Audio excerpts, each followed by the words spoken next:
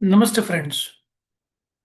अगर मैं आपसे कहूँ कि आपके फोन को जीवित रखने के लिए जो शक्ति है, वो शक्ति देने वाला ही इस दुनिया में गरीब होके मर गया।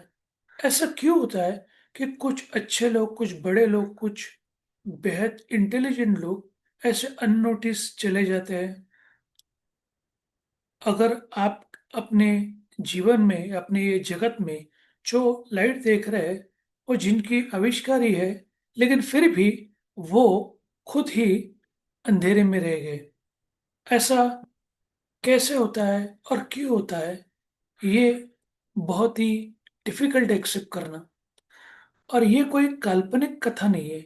ये है दुनिया के बहुत बड़े आविष्कारी निकोला टेस्ला जी का जीवन।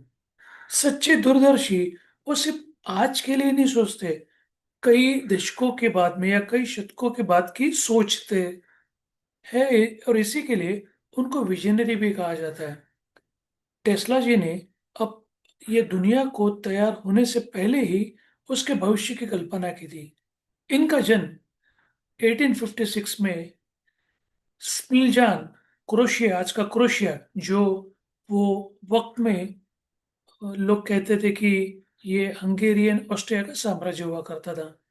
उनके पिता चर्च में पुजारी थे, यानी फादर थे।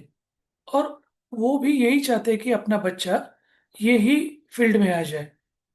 उनकी माँ खेती का काम संभालती थी, लेकिन निकोला टेस्ला ये बचपन से ही फोटोजेनिक मेमोरी वाले इंसान थे। जो भी देखते थे उनको ध्यान में आता था। और उनकी एक विविड अलग तरह की इमेजिनेशन पावर थी, जो उनकी सबसे बड़ी स्ट्रेंथ थी। वो जब भी 7 साल के थे निकोला जी, तभी उनका भाई एक एक एक्सीडेंट में मर गया, जो शायद घुड़सवारी का एक्सीडेंट था। लेकिन ये एक्सीडेंट की वजह से निकोला का दिमाग में वही चीज आने लगती, तो लास्ट मोमेंट तक ऐसी वाली भावनिक बीमारी से वो जूझते भी रहे। उन वो बीमारी ने उनको बहुत सताया। ऐसे सर्बियन अमेरिकन इंजीनियर जो भौतिकी विज्ञानी भी थे, उनका विज्ञान में एज वेल एज मैथ्स में बहुत ही अच्छा स्ट्रॉन्ग स्ट्रेंथ नॉलेज भी था। और ऐसे वाले इंसान जिन्होंने इलेक्ट्रिकल, मैकेनिकल की भी अच्छी सोच थी, लेकिन वो इंजीनियरिंग की डिग्री नहीं ले पाए। लेकिन उनकी जो थॉट प्रोसेस थी कुछ अलग ही थी, और जिनके कारण ही उन्होंने बहुत सारे आविष्कार भी किए, जैसे विद्युत शक्ति के उत्पादन, उसमें जो जो भी डिवाइसेस आते हैं उनके आविष्कार, एसी मोटर्स, इलेक्ट्रिसिटी जो हम लोग यूज करते हैं, alternative current, AC electricity, AC motor, वो भी उनके ही आविष्कार है। ऐसे दर्जनों से भी ज्यादा बड़े बड़े आविष्कार उन्होंने किए, और उन्होंने बहुत वो टाइम पे प्रसिद्धि भी मिली थी। वो 1884 में न्यूयॉर्क में पहली बार आए थे। एक बहुत बड़े नामचीन आविष्कारी थॉमस अल्वा एडिसन उनके कार्यालय में काम करने के लिए एज ए इंजीनियर। और उनकी प्रतिभा और मेहनत देख के एडिसन भी बहुत खुश हुए थे। हालांकि एडिसन वो टाइम पे जाने माने साइंटिस्ट भी हुआ करते थे। निकोला टेस्ला जी भी एडिसन के प्रति बहुत बड़ी श्रद्धा या उनको रिस्पेक्ट देते थे। लेकिन एक बार एडिसन जी ने उनको कहा कि हमारे पास बहुत सारे डिजाइन डायनोमियोज है, और उनके लिए आपको कुछ इम्प्रूवमेंट लानी है। ये डिजाइन बहुत पुराने हो चुके हैं। तो दिन रात एक करके निकोला जी ने बहुत मेहनत की। कुछ महीनों के बाद में उन्होंने वो प्रेजेंटेशन दिया, जिसमें उन्होंने ये दिखाया कि उसको कैसे इम्प्रूव कर दिए। और बाद में अपने जो पैसे थे उसकी मांग की थी। $50,000 ऑफर किए गए थे उनको एडिसन जी ने। लेकिन अनफॉर्चुनेटली एडिसन जी ने उसको देने से मना कर दिया। कि उन्होंने कहा ये तो मैंने इमोशन में बोल दिया, मजाक मजाक में बोल दिया। और ये चीज निकोला टेस्ला जी के दिल को बहुत छू गई। बहुत ही सेंसिटिव इंसान थे। और फिर वो जॉब छोड़ के वो दूसरी जगह पे चले गए। बहुत सारे आविष्कार के ऊपर उन्होंने काम करना शुरू कर दिया। 1890 के दशक में टेस्ला जी ने इलेक्ट्रिक ऑसिलेटर, मीटर, सुधारित लाइट्स, उच्च वोल्टेज के ट्रांसफार्मर, जिसको टेस्ला कॉइल्स भी कहा जाता है, ऐसे बहुत सारे आविष्कार किए थे। और ये आविष्कार के बदले में उन्हें बहुत प्रसिद्धि भी मिली थी। लेकिन उनके पास उतना पैसा नहीं था, तो उन्होंने बहुत सारे फंडर्स को भी सपोर्ट करने के लिए कहा कि आप हमें फंडिंग कीजिएगा, तो हम और अच्छे अच्छे इससे आविष्कार बनाएंगे या बनेंगे। अगर आपने रेडियो का भी नाम सुना होगा, रेडियो की जो जो आविष्कार है वो मार्कोनी के नाम पे है, राइट। लेकिन मार्कोनी के काम करने से पहले, 2 साल पहले से रेडियो के ऊपर इन्होंने काम किया था, निकोलॉजी ने। लेकिन अनफॉर्चुनेटली ये प्रूफ उनके पास सब इंफॉर्मेशन नहीं गया, और वो बहुत लंबी चौड़ी फाइट चली, कोर्ट केस चला।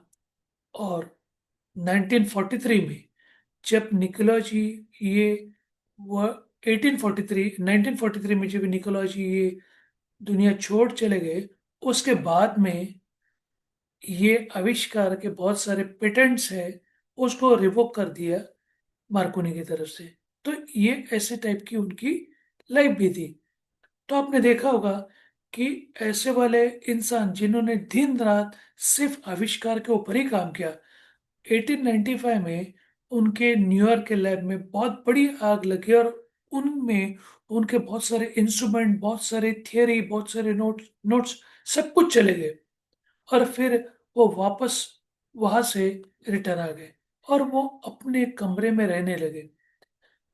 उनके एज के 75th ईयर में न्यूयॉर्क टाइम्स में उनका नाम फ्रंट पेज पे भी छापा था, आविष्कारी या बड़ा विजनरी के नाम से।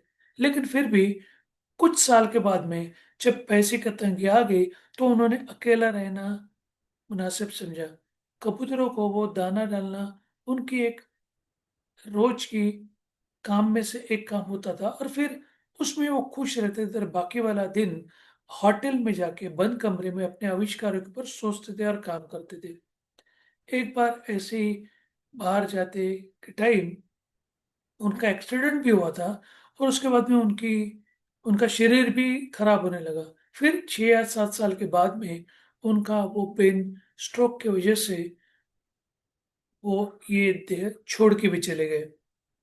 और अनफॉर्चुनेटली जब वो चले गए, उसके दूसरे दिन मेड को पता चला, क्योंकि उनके दरवाजे के बाहर लिखा था डू नॉट डिस्टर्ब, तो उनको कोई डिस्टर्ब करना अच्छा भी नहीं लगता था। तो ऐसे वाले इंसान जो बहुत ही आगे की सोच रखते थे, उनका तो ये भी विजन था कि पूरे वर्ल्ड को वायरलेस इलेक्ट्रिसिटी मिलनी चाहिए।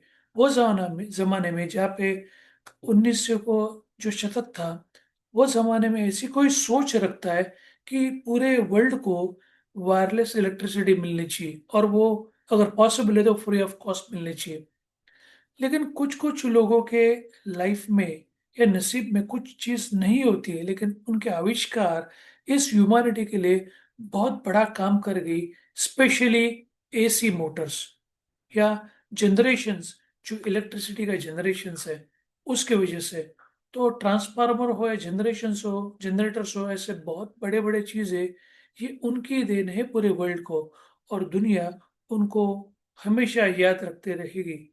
हमने बहुत सारे बड़े बड़े लोगों के, आविष्कारी लोगों के नाम तो हमें पता है, लेकिन अनफॉर्चुनेटली ऐसा इंसान जिन्होंने बहुत बड़े बड़े आविष्कार किए, उनका नाम बहुत कम लोगों को ध्यान में रहा है।